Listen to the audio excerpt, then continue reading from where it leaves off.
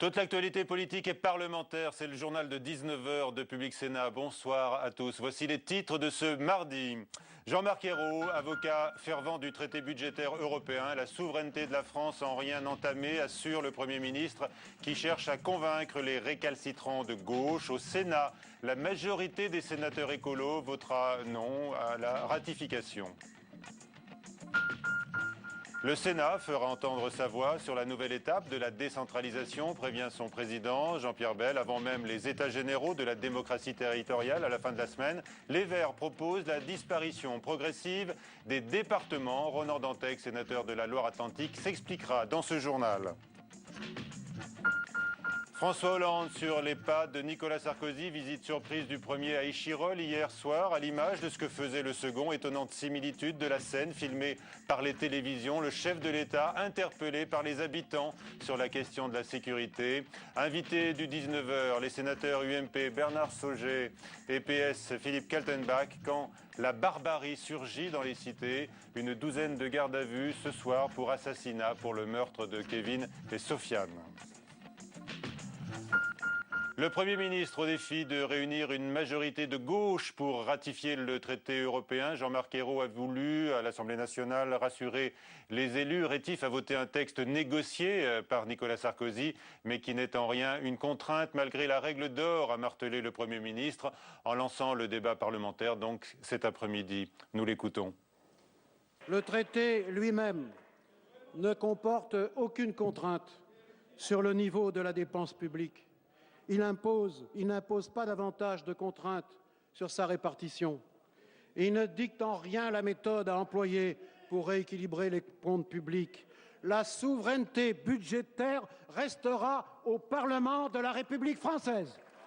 Voilà le Premier ministre qui avait réuni ce matin les parlementaires socialistes, toujours donc dans ce travail d'explication et de pédagogie. Sans traité, a-t-il plaidé pas de sauvetage de la zone euro, mais a-t-il été entendu par les partisans du non ou de l'abstention? La question est de savoir donc si les voix de gauche seront suffisantes pour la ratification du traité budgétaire européen.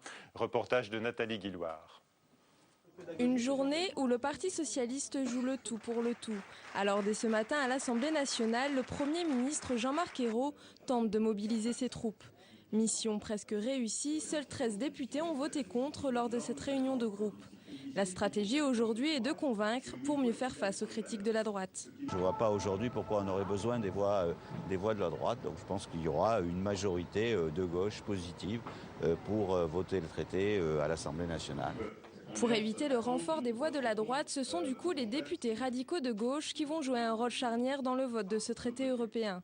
Leur vote sera décisif pour compenser la rébellion dans les rangs écologistes et communistes. Car pour le sénateur Pierre Laurent, en effet, il est important de continuer à se battre contre ce traité. En prenant la position que nous allons prendre contre la ratification du traité, nous rendons un service aux forces de gauche qui veulent le changement. Parce que s'enfermer dès le début du quinquennat dans une camisole d'austérité budgétaire comme l'est le traité européen est une folie. Mais la marge de manœuvre est serrée à l'extrême gauche et l'on cherche à convaincre. Pierre Laurent a écrit ce matin à tous les sénateurs de gauche et leur demande de se joindre à eux afin de signer une motion référendaire. Une dizaine de signatures sont encore à trouver avant l'examen du texte qui aura lieu la semaine prochaine au Sénat. Et puis, autre précision apportée par l'un des partenaires de la majorité présidentielle aujourd'hui, 10 des 12 sénateurs écolos ne ratifieront pas le traité budgétaire européen, soit en s'abstenant, soit en votant contre. L'ancien ministre UMP éphémère des Affaires européennes, il fut également ministre de l'Agriculture, Bruno Le Maire, invité de preuve par 3 sur Public Sénat, va lui voter pour le traité, mais il juge que François Hollande est, je le cite, penaud sur le sujet. Nous l'écoutons. Ce que je trouve, c'est qu'il y a eu une dégelée de critiques invraisemblables contre Nicolas Sarkozy pendant la campagne présidentielle. Il a été accablé de reproches tous aussi injustes les uns que les autres. Et ce qu'on voit, c'est qu'ensuite, François Hollande vient penaud faire exactement la même chose que Nicolas Sarkozy.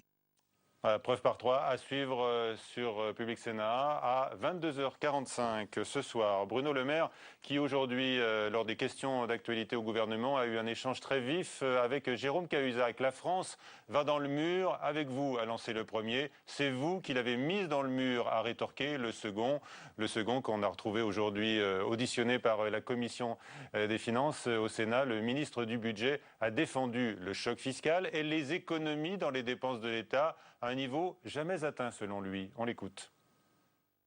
Aucun gouvernement n'a fait davantage, jamais. Peut-être certains regrettent-ils aujourd'hui que certains dirigeants n'aient pas fait plus, mais en tout cas, dans notre histoire politique, économique, en tout cas contemporaine, aucun gouvernement n'a fait autant d'économies sur un projet de budget. Alors, le ministre du Budget cet après-midi devant la Commission des Finances du Sénat. Nouvelles impatiences sénatoriales sur l'application de la loi handicap votée il y a 7 ans. Une priorité qui demeure pour le chef de l'État. On sait que l'accès aux bâtiments publics prend du retard. C'est aussi le cas de la scolarisation des enfants handicapés. Tous ne trouvent pas une place parmi les autres élèves. Julie Hulin. De plus en plus d'enfants handicapés scolarisés. Depuis la loi handicap votée en 2005, 55 000 enfants handicapés supplémentaires ont intégré le système scolaire classique. Une augmentation encourageante, seulement il serait encore au moins 20 000 sans solution. Un rapport sur l'application de cette loi pointe notamment du doigt l'échec de l'accompagnement de ces enfants. À leur côté, les AVS, assistants de vie scolaire, 1500 postes ont été créés cette année, mais leur statut reste très flou. Il n'y a pas que le nombre, il y a aussi la formation et surtout, je dirais, la pérennité du travail. Puisqu'aujourd'hui, on sait très bien que ce sont 2 contrats de 3 ans maximum. Au bout de 6 ans, ces personnes n'ont rien, n'ont pas de statut, n'ont pas. Il faudrait vraiment un plan de carrière. Il faudrait d'abord valoriser tout ce travail qui a été effectué pendant les 6 ans. Et puis aussi, bien sûr, former ces personnes qui se trouvent de temps en temps face à un enfant handicapé très difficile. Durant sa campagne, François Hollande avait affirmé son engagement pour une politique forte en faveur du handicap. Première action, la ministre déléguée à la Santé, Marie-Arlette Carlotti, vient d'annoncer la création d'un volet handicap dans chaque projet de loi. À l'avenir, 60 000 postes devraient être créés dans l'éducation nationale pour l'accompagnement des enfants handicapés. Un coup de filet anti-policier aujourd'hui à Marseille. 12 membres de la brigade anticriminalité ont été interpellés dans le cadre d'une enquête sur le vol d'argent, de stupéfiants et de cigarettes de contrebande au détriment de dealers. D'autres arrestations sont prévues, apprend-on ce soir à Marseille. Une douzaine de gardes à vue pour assassinat après les arrestations à la Villeneuve, quartier de la banlieue de Grenoble. La plupart ont déjà un casier judiciaire. 3 fuyards jugés très violents ont échappé au coup de filet déclenché ce matin. La police est donc passée à l'action dès l'aube, au lendemain de la visite surprise de François Hollande. Le chef de l'État a rencontré notamment les familles de Kevin et Sofiane, les 2 jeunes hommes lynchés qui ont reçu de nombreux coups de couteau. L'émotion est immense partout en France aujourd'hui après cet acte de barbarie, un massacre, a dit le ministre de l'Intérieur, qui a classé le quartier en zone de sécurité prioritaire. On a donc vu François Hollande dans une attitude qui a rappelé celle de Nicolas Sarkozy après un fait divers étonnant de similitude, comme nous le montre Marie Brémaud. Échirol, Fontaine, c'est devenu le Texas. On est où là, monsieur le Président? J'ai voté pour vous. Tous ces gens-là, ils ont voté pour vous. Eh bien, ils ont le droit à la sécurité, c'est ce que je suis venu leur apporter. Sécurité, justice et réussite. François Hollande interpellé par une riveraine après les meurtres d'Échirol dans la banlieue grenobloise. Le chef de l'État lui répond du tac au tac et s'érige en justicier. Le président de la République a changé, mais la scène paraît familière car dans l'attitude et dans le ton, François Hollande se rapproche de son prédécesseur Nicolas Sarkozy. Il y a des mesures spécifiques, parce que si vous n'avez pas de formation, non mais pour travailler, pas pour aller à l'école, mais si vous n'avez pas une formation qualifiante, vous n'avez aucune chance de vous en sortir. Tout comme Nicolas Sarkozy en avait pris l'habitude, suite aux faits divers d'Échirol où 2 jeunes sans histoire se sont fait sauvagement assassiner. François Hollande et son ministre de l'Intérieur se sont rendus sur place et ont passé du temps avec les familles des victimes. Dans la foulée de la visite, une dizaine d'interpellations et des annonces de Manuel Valls. Il y aura, et vous le savez, nous y travaillons avec monsieur le préfet, avec le directeur départemental de la sécurité publique, avec le procureur, des zones de sécurité prioritaires. Elles concerneront évidemment ces quartiers. Et il y aura, cela va de soi, des moyens supplémentaires parce qu'il manque des moyens, notamment en matière de voie publique. Le message est clair, l'exécutif agit pour la sécurité des Français Les avocats des gardés à vue dénoncent déjà une surenchère sarkozyste. Et à Échirolles, en ce moment même, une marche blanche a lieu à la mémoire des 2 victimes. Des milliers de personnes se sont rassemblées derrière des portraits géants de Kevin et Sofiane. Les invités du 19h, donc Bernard Sauget, bonsoir, sénateur UMP de l'Isère. Vous connaissez bien Grenoble, ces quartiers difficiles, ceux des des quartiers vraiment difficiles, des zones de non-droit, donc c'est pas facile. Avec nous également Philippe Kaltenbach, sénateur PS des Hauts-de-Seine. D'abord, est-ce que vous pouvez comprendre et expliquer ce passage à l'acte barbare de jeunes des cités, donc je l'ai dit, déjà connus par la police ? On peut les expliquer sans les comprendre, bien sûr. On peut toujours les expliquer, mais les causes sont multiples. Vous pensez bien que si la gauche ou la droite avait une baguette magique, elle ferait ce qu'il y a à faire. Mais c'est pas si facile que ça. Alors il y a évidemment l'éducation des enfants qui n'est pas faite par les parents, ça c'est évident. Bon, et c'est pas qu'à Grenoble et qu'à Marseille, c'est partout. Bon, la deuxième chose, c'est qu'il y a peut-être aussi une violence qui devient de plus en plus naturelle à la télévision, je pense. Et à force, maintenant, dès que ça devient naturel, la mort aussi devient naturelle, beaucoup plus naturelle qu'avant. Avant, je sais pas, à Grenoble, il y avait des mafias. Bon, ces mafias, je crois qu'elles sont moins importantes aujourd'hui qu'auparavant. Mais le vrai problème, c'est qu'auparavant, les armes servaient uniquement pour les braquages. Maintenant, les armes, elles servent parce que quelqu'un a donné un mauvais coup d'œil à un autre en passant. Le mauvais regard, comme on dit. Tout est parti d'une altercation. Absolument. Philippe Kaltenbach. Oui, je voudrais tout d'abord assurer les familles de ma totale solidarité. Il y a une marche blanche en ce moment.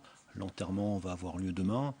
C'est vrai que nous sommes tous très choqués par ce qui s'est passé, par ce crime affreux, odieux. 15 personnes qui poignardent et massacrent, comme l'a dit Manuel Valls, 2 jeunes. Une trentaine de coups de couteau, par exemple, contre Sofiane, et 7 à 8 contre Kevin. Donc c'est odieux, il faut bien sûr réagir. Je crois que le ministre de l'Intérieur a annoncé des mesures qui vont dans ce sens, policier, avec plus de présence de la police sur le terrain. Le président de la République s'est déplacé à Grenoble pour assurer les familles. Et là, on s'interroge sur ce qui se passe dans la tête de ces jeunes. C'est des actes de démence, c'est de la barbarie à l'état pur. C'est assez difficilement compréhensible, sauf par la démence. Pour agir comme ça, il faut être soit sous emprise de la drogue, soit complètement On a entendu déconnecté de la mère de Kevin, qui s'est exprimée très vite avec beaucoup de dignité. Elle a interpellé les autorités publiques. Mais elle a également, au risque peut-être de choquer, déclaré que les agresseurs étaient aussi des victimes, à leur façon. Victimes de quoi? Victimes d'une éducation qu'ils n'ont pas eue? Peut-être, c'est vrai, bien sûr. Victimes de la société, moi j'en ai assez d'entendre toujours dire que c'est de la faute de la société. C'est aussi de la faute des gens eux-mêmes en direct. Et je pense que si vous voulez, c'est vrai qu'il y a un contexte général, c'est vrai, dans ces quartiers qui sont des quartiers de perdition, souvent des quartiers où la police a du mal à entrer. Vous avez entendu l'habitante qui a interpellé le chef de l'État hier, et qui a dit ici c'est le Texas. Ben, c'est le Texas, bien sûr, effectivement. Mais que voulez-vous y faire? Est-ce que depuis 2010, il y a eu des choses qui se sont passées? Pas tellement quand même. Effectivement, il y avait eu une reprise en main. Maintenant, est-ce que cette reprise en main est suffisante? Sûrement pas, à la preuve, puisqu'on est tombé tous. Je ne la vois pas. Enfin, quand même, depuis 10 ans maintenant, on constate en France une augmentation très importante des actes de violence sur les personnes.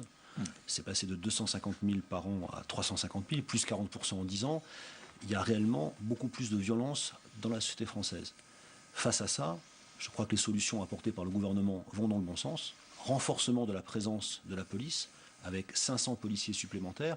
Je rappelle quand même qu'au cours des 10 dernières années, il y a eu 16 000 suppressions de postes dans la police et dans la gendarmerie. Renforcement des moyens de l'éducation nationale en les ciblant dans ces quartiers difficiles. Il y a eu de nombreuses créations de postes à la rentrée, d'autres vont suivre avec des affectations prioritaires dans ces quartiers. Moi, je suis maire d'une ville de banlieue. En 10 ans, j'ai vu le nombre d'enfants moyens par classe dans les quartiers populaires passer de 21 à 25. Je suis certain qu'en mettant plus de moyens, on aura plus d'enseignants, moins d'enfants dans les classes, un suivi plus important et sûrement ensuite une meilleure éducation pour ces jeunes. Est-ce que vous avez identifié dans votre ville l'emploi? Il y a également l'emploi, je souhaite en parler aussi, puisque le gouvernement vient de lancer la création de 150 000 emplois d'avenir qui ciblent justement les jeunes sans aucune formation, qui sont sortis du système scolaire en étant en échec total et qui se retrouvent en effet à 18, 20, 21 ans à tenir les murs au bas de l'immeuble parce qu'ils n'ont aucune formation. Apparemment aucune perspective. Interpellés ce soir, mis en examen, ils sont tous sans emploi. Maintenant, oui. toutes ces justement, mesures... ça c'est bien. Mais je ne suis pas contre ce genre de choses. Contre les emplois d'avenir? Absolument. Vous avez voté pour? J'ai voté pour. Mais ce que je peux dire simplement, c'est pas, le problème n'est pas là, me semble-t-il. Le vrai problème aujourd'hui, que mon collègue ne soulève pas, et je le comprends parce que ça doit être un peu gênant quand même, le vrai problème, c'est que Manuel Valls, à mon avis, fait du bon travail. Oui, bon, il n'y a rien à dire. En revanche, Madame Taubira, il l'a dit, il est d'accord avec vous, elle ne va pas dans le même sens. Et moi, je l'ai entendu dire, il y a encore quelques jours, qu'il fallait vider les prisons. Non, vous pensez bien que ça, c'est du pain béni pour les délinquants. Ils se disent, si on vide les prisons, je ne serai certainement pas dans ceux qui vont rester en prison, parce que, après tout, il y a pire que moi. Et c'est souvent comme ça. Ce que j'aimerais, moi, c'est que les deux chemins de M. Valls et de Mme Taubira soient communs. Alors, sur cette contradiction, Philippe Kaltenbach, qu'est-ce que vous répondez entre la justice et la police? Il n'y en a pas? Il n'y a pas de contradiction. Les deux, le ministre de la Justice comme le ministre de l'Intérieur, travaillent dans le même sens. La prison n'est pas la solution. Ça dépend. La solution est en effet la prison pour des assassins, pour des délinquants qui commettent des faits graves, bien sûr. Maintenant, faisons attention à ne pas envoyer en prison des personnes qui ont commis des petits larcins et qui peuvent ensuite faire de mauvaises rencontres et récidiver avec des faits beaucoup plus graves. D'ailleurs, il y a eu en 5 ans sous Sarkozy de nombreuses lois pour lutter soi-disant contre la récidive, et on se rend compte à l'usage que tout ça n'a fait que provoquer encore plus de délinquance, plus de violence et plus de récidive. Donc Mme Taubira a, je crois, bien posé le problème. Elle a convoqué une conférence du consensus. Elle souhaite tout mettre sur la table, sans a priori, pour faire un point précis. Et je ne crois pas que sur ces questions, il faille agir avec idéologie. Il faut agir avec pragmatisme. Notre volonté est qu'il y ait moins de récidives, moins de violence.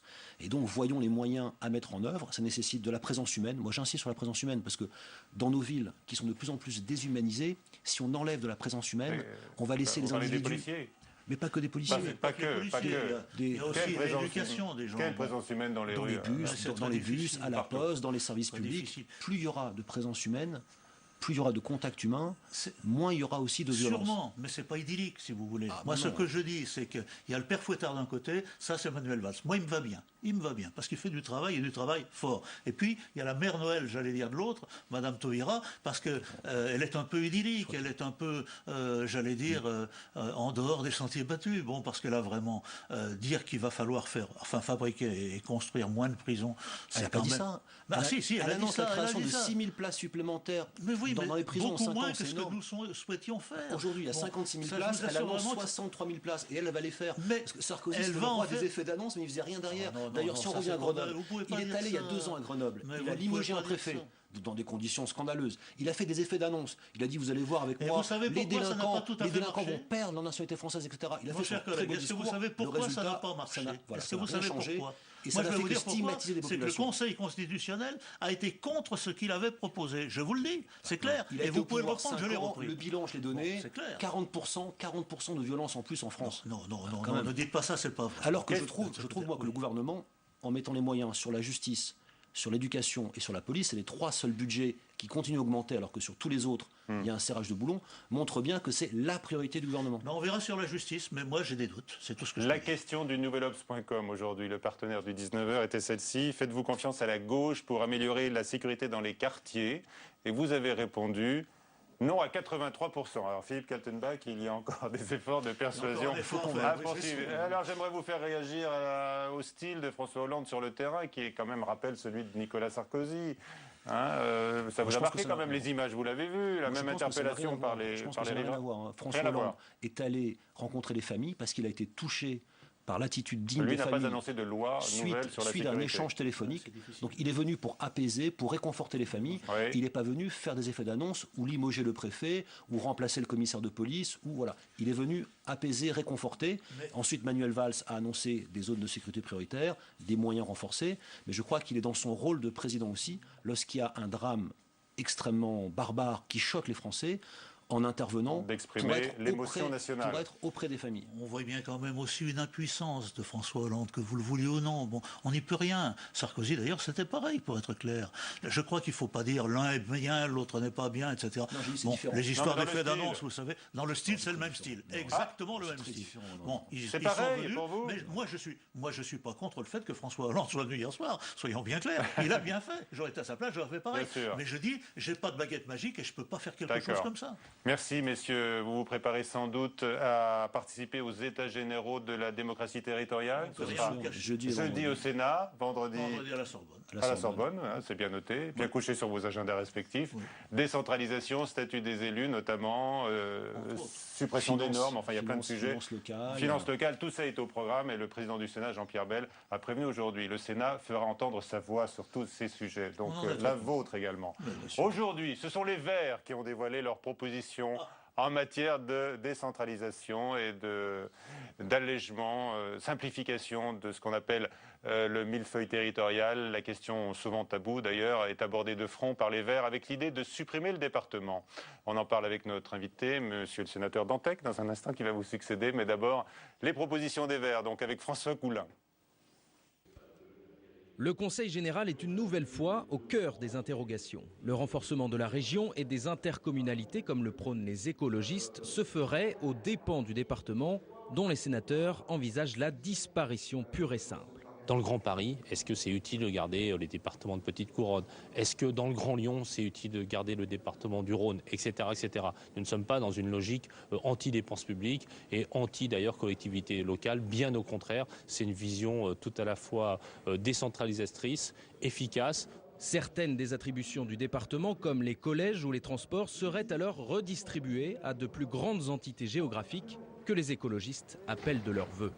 Qu'on pourrait très bien imaginer que deux régions, à l'issue de sortes de un petit peu conférences de compétences, mettent en place des systèmes qui soient différenciés. Moi, ça ne me choque pas. Donc je pense qu'il faut, et à terme, peut-être qu'il y ait moins de régions en France, mais qu'il y ait des régions plus cohérentes, qui aient un sens politique plus marqué, pour se placer à l'échelle de l'Europe. Tous ces projets ont un goût de déjà-vu. En 2008, déjà, le rapport Attali évoquait l'inefficacité du département. Mais l'idée sera difficile à faire entendre dans un Sénat où certains conseillers généraux risquent de défendre chèrement leur siège. Invité du 19h, donc Ronan Dantec, bonsoir. Vous êtes sénateur de la Loire-Atlantique, d'Europe Écologie Les Verts. Alors, il y a généralement beaucoup de pudeur chez les élus sur la question de ce millefeuille, cet empilement d'échelons territoriaux. Vous n'avez pas de complexe? Non, parce que c'est une réforme clé. C'est une des réformes les plus importantes de ce quinquennat, puisque c'est l'action public en France qui est porté, on le sait, énormément aujourd'hui par les collectivités locales. Donc il nous faut de l'efficacité. Alors vous préservez, on va regarder dans le détail, vous préservez la commune, bon, c'est peut-être difficile de faire autrement, hein. Vous voulez renforcer la région, même en redessinant la carte de France. Quelle est d'ailleurs votre vision des régions dans notre pays ? Je crois que la région s'est imposée aujourd'hui comme un élément important de la planification régionale, avec des schémas qui sont apparus, le schéma sur l'énergie, demain un schéma sur la biodiversité. Notre idée, elle est en fait un couple. J'ai bien suivi votre reportage qui centre un peu sur le département, mais je ne crois pas que ce soit la question centrale. Ce qu'on a dit ce matin, c'est que pour nous, il y a un couple d'actions absolument centrales. La région et l'intercommunalité. Les deux doivent aller de pair. Là aussi, il y a des débats. La région veut beaucoup, l'intercommunalité veut beaucoup. C'est un couple. Bon. Ils sont condamnés à s'entendre avec des schémas au niveau régional que nous voulons prescriptifs. Ils ne le sont pas aujourd'hui, notamment sur les règles d'urbanisme, et une autorité organisatrice sur le territoire à l'échelle de l'intercommunalité. Sur les transports, c'est déjà le cas, ça doit être le cas sur l'habitat, sur l'énergie. C'est ce couple qui va répondre, en quelque sorte, mais donc vous sacrifiez le département, quoi. Faut le dire, même si vous le dites de façon, ça sera progressif. Non, mais moi je crois qu'on se tromperait dans le moment en focalisant sur pour ou contre le département. Je crois que l'histoire va dans le sens de la disparition à terme du département. Mais si on focalise là-dessus, on n'avancera pas. On sait qu'il y a aussi des départementalistes et des résistances. Mais l'important, c'est l'efficacité sur la région et sur l'agglo. Moi, j'ai longtemps été vice-président de Nantes Métropole. L'étalement urbain, par exemple, aujourd'hui, c'est un problème extrêmement grave avec un gaspillage du foncier agricole. On n'a pas les outils. On n'a pas les outils puisque, y compris cet étalement urbain, est au-delà de notre compétence aujourd'hui. Donc, comment la région peut planifier effectivement l'habitat, comment derrière nous, en tant qu'intercommunalité, on a les leviers, y compris financiers, et la main sur le plus, par exemple, le plan local d'urbanisme, doit quitter la commune pour l'intercommunalité. Ça, ce sont des propositions extrêmement précises. Sur les régions, il ne s'agit pas d'être un peu uniquement dans un débat un peu théorique pour contre le département. Sur les régions, vous voulez qu'elles soient plus vastes, hein ? Moi, je crois que la région, ça doit être un lieu du vouloir vivre ensemble. Moi, je suis de Loire-Atlantique, département historiquement breton et administrativement Pays de Loire. Je pense par exemple que l'axe Nantes-Rennes, qui se renforce aujourd'hui, et Jean-Marc Ayrault a poussé à ce renforcement, doit être chapeauté par une seule région. On ne peut pas avoir un axe Nantes-Rennes et 2 régions administratives.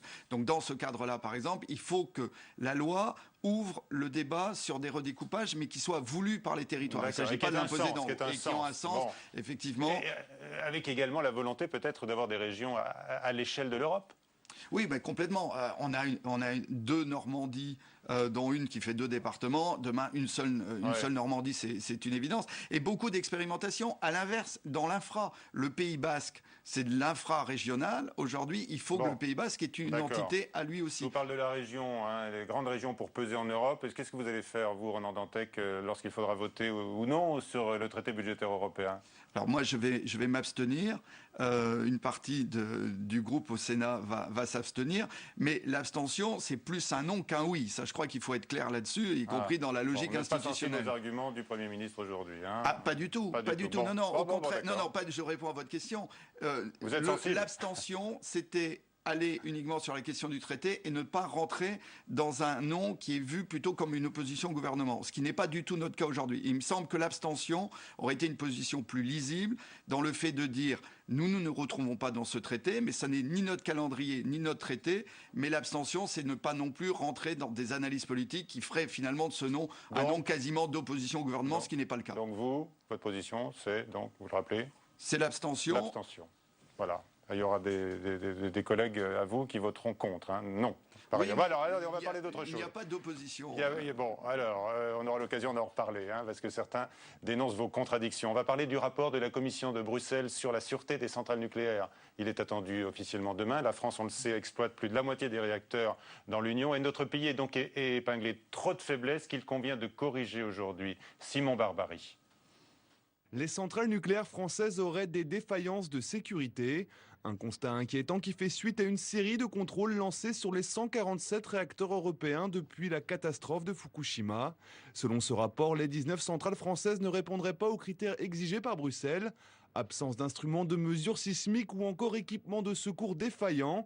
La France fait figure de mauvais élève par rapport à ses voisins britanniques, allemands ou espagnols. Paradoxalement, c'est la centrale de Fessenheim, doyenne du parc nucléaire français, qui est la plus préparée en cas de catastrophe naturelle. Globalement, l'ensemble des centrales européennes montrent des défaillances, mais du côté du ministère de l'écologie, pas question de surréagir. Les travaux de mise en conformité des centrales ont déjà été évalués en juin dernier. Ils sont estimés à 10 milliards d'euros pour l'ensemble du parc nucléaire français. Voilà, donc ça va coûter cher, hein, Ronan Dantec, mais en fait la Commission ne fait que confirmer ce que préconisait déjà l'autorité de sûreté nucléaire pour notre pays. Hein. Oui, le nucléaire va coûter de plus en plus cher. La commission d'enquête sur le prix de l'électricité du Sénat auquel je participais est arrivée à la conclusion que prolonger les centrales nucléaires françaises, ça coûterait aussi cher demain que la production d'énergie d'origine éolienne, par exemple. Donc il n'y avait plus aucune raison de prendre ce risque. On n'a pas encore le rapport détaillé. On sait simplement que c'est beaucoup les centrales françaises qui sont quand même, encore une fois, montrées du doigt. Je veux juste prendre un exemple. Ce rapport, de ce qu'on en sait, dit par exemple que nos systèmes de secours restent inondables. C'était le cas au Blayais en 99 au moment de la tempête. La centrale du Blayais s'est retrouvée sans système de secours, tout était noyé. Nous sommes 12 ans après et il faut encore un rapport européen pour dire mais on n'a toujours rien fait. Donc je crois que ça montre la faiblesse du nucléaire en général, ailleurs aussi en Europe. Hein. Ce qui se dit sur la Finlande, ça fait un peu froid dans le dos. Il y a 1 heure d'autonomie s'il y a une coupure de courant. Non, mais EDF va investir dans la sûreté, je crois que globalement, tous ces rapports qui s'empilent disent simplement une chose, le coût de la sécurité augmente chaque jour davantage sur le nucléaire, il n'est plus compétitif économiquement.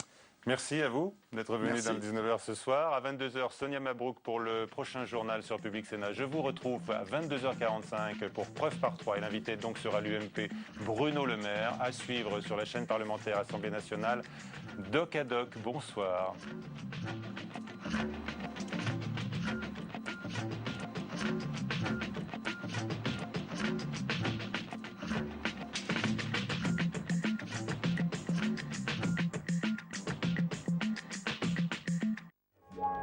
Les 4 et 5 octobre prochains, Public Sénat diffusera en direct la conclusion des États généraux de la démocratie territoriale.